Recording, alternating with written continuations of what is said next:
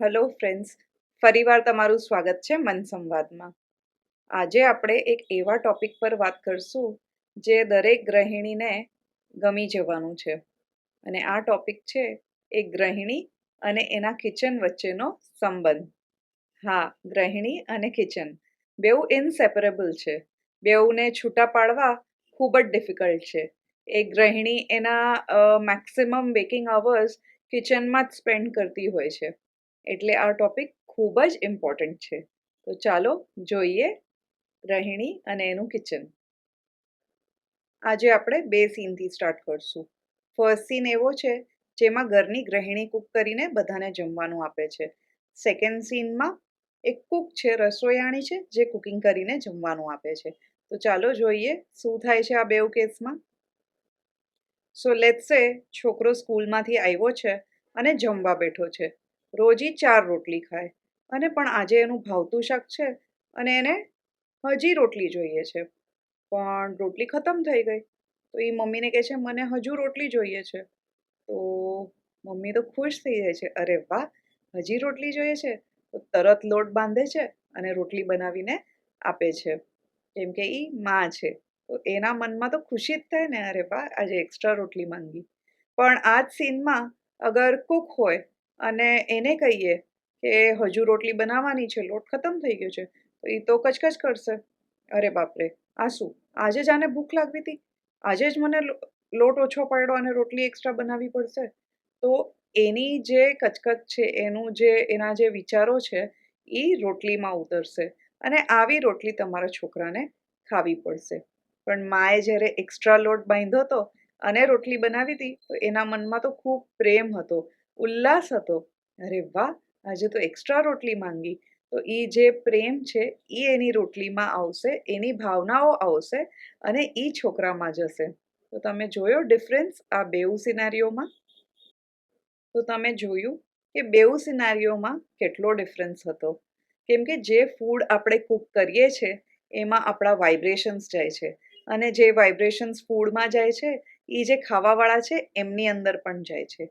તો પ્રેમથી બનાવેલું ફૂડ એકદમ પોઝિટિવ થોટ્સથી અને સારા વાઇબ્રેશન્સથી બનાવેલું જે ફૂડ હશે એ ખાવાવાળા પર પણ એ જ અસર કરશે. એ લોકો પણ શાંત હશે, પોઝિટિવ હશે અને લવેબલ હશે. પણ જ્યારે કૂક કરે એ તો ખૂબ ઉતાવળ હોય અને એ પૈસા માટે કુકિંગ કરે છે. એવું નથી કે એ કંઈ પોતાના લોકો છે એને પ્રેમથી કુકિંગ કરે છે. એ ઉતાવળમાં ખૂબ વધારે તેલ મસાલા યુઝ કરીને અને એવી વાઇબ્રેશન સાથે એના મનમાં તો કેટલાય વિચારો બીજા ચાલતા હશે કે આજે મારે અહીંયા જવાનું છે, આમ કરવાનું, તેમ કરવાનું છે, આ કામ ફટાફટ પતાવી બીજા કામ પર જવાનું છે, ત્યાં પછી તો શેઠાણી આમ કહેશે, તેમ કહેશે અને એના મનમાં જે બધા વિચારો છે એ બધા ફૂડની અંદર જાય છે. અને એ ફૂડ જ્યારે ખાય ઘરવાળા, તો એ લોકોના વિચાર પણ એવા જ થઈ જાય છે, ચિંતાના, નેગેટિવ વિચારોના. એટલે તમે ક્લિયર ડિફરન્સ બેઉમાં જોશો. અગર તમને ટ્રાય કરવું છે તો તમે 1 વીક સુધી આવું એક્સપેરિમેન્ટ ટ્રાય કરી જુઓ. ઓટોમેટિકલી ધીરે ધીરે તમને ડિફરન્સ બેઉમાં દેખાશે. ઇનફેક્ટ જ્યારે જે લોકો બહારનું ખાવાનું બી ઘણું ખાય છે, જે હોટલમાં ખાય છે અથવા ઓર્ડર કરે છે, એ લોકોના વિચાર, એ લોકોના સ્વભાવમાં ઘણો ડિફરન્સ હોય છે વર્સેસ કે જે લોકો હોમમેડ ફૂડ ખાય છે, ગૃહિણીના હાથથી બનાવેલું ફૂડ ખાય છે. તમે પોતે નોટિસ કરશો તો તમને ખબર પડી જ જશે. ઇન્ડિયામાં તો આપણે ખૂબ નસીબદાર છીએ કે આપણાને રોજે રોજ ફ્રેશ ફૂડ 2 થી 3 ટાઈમ ખાવા મળે છે. તો આપણે એનો ફાયદો ઉપાડવો જોઈએ અને તાજું ખાવાનું બનાવી અને એ ખાવાનું જે છે એ પ્રેમના વાઇબ્રેશન્સ અને પોઝિટિવ વાઇબ્રેશન્સથી બનાવીને ઘરવાળાઓને ખવડાવવું જોઈએ. ઇનફેક્ટ જૂના જમાનામાં તમે નોટિસ કર્યું હશે, એ લોકો તો હોમ કુક્ડ ફૂડ જ ખાતા હતા અને એ લોકોના સ્વભાવ ઘણા ડિફરન્ટ હતા. આટલું શોર્ટ ટેમ્પર્ડ કોઈ નહોતું, આટલો જલ્દી ગુસ્સો આવી જવો, આટલો ઓછો પેશન્સ હોવું, એવું બધું નહોતું. પહેલાંના જમાનાના લોકો સ્ટ્રોંગ તો હતા જ, એની સાથે ઘણા પેશન્ટ હતા, ઘણું વેઇટ કરી શકતા હતા અને આટલું જલ્દી ગુસ્સો આવી નહોતો જતો એ લોકોને. કેમ કે જે ફૂડમાં ડિફરન્સ છે એના વજહથી આ ક્લિયર ડિફરન્સ સ્વભાવમાં પણ છે. રસોડું એ આપણું સુખ અને આરોગ્યનું મંદિર છે. ગૃહિણી અને રસોડું એકબીજાના અભિન્ન ભાગ છે. ગૃહિણી તો પોતાના પ્રેમથી રસોડાને મંદિર બનાવી દે છે.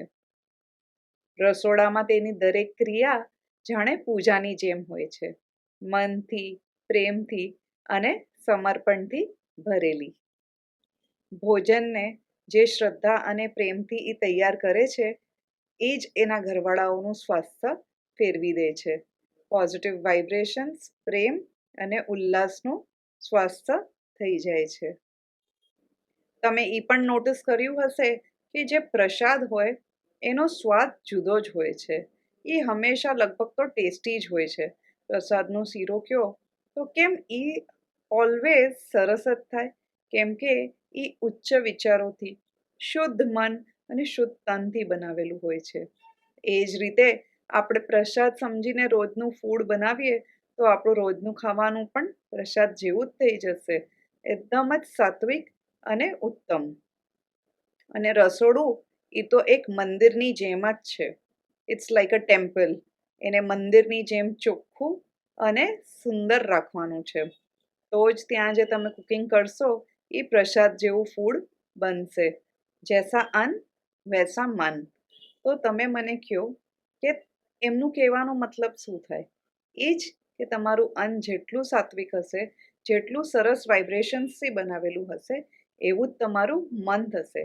અને તમારું મન જેટલું ઉચ્ચ હશે, એવું જ તમારું તન થશે, એ પણ હેલ્ધી થઈ જશે. તો તમારે ધ્યાન રાખવાનું છે, જૈસા પાણી વૈસી વાણી, જૈસા અન્ન વૈસા મન વૈસા હી તન. અને તમારે મને કમેન્ટ્સમાં લખીને મોકલવાનું છે આ કોણ વક્તા છે જે આ બે વાતો કાયમ એના વિડીયોઝમાં કહે છે. લાસ્ટ ટાઈમના વિડીયોમાં મેં કહ્યું હતું જે ઉપમાની 12-13 સામગ્રી લખીને મોકલાવશે એને હું શાઉટઆઉટ આપીશ. સો ભક્તિ અને વર્ષા, અ બિગ શાઉટઆઉટ ટુ યુ. તમે ફક્ત 12-13 નહીં, ઓલમોસ્ટ 16 સામગ્રી લખીને મોકલાવી. Thank you. તમને આ વિડીયો જોવાની મજા આવી તો લાઈક, શેર અને સબસ્ક્રાઈબ કરવાનું ભૂલતા નહીં. ચલો ફરીવાર મળશું નેક્સ્ટ વિડીયોમાં. ત્યાર સુધી થેન્ક યુ.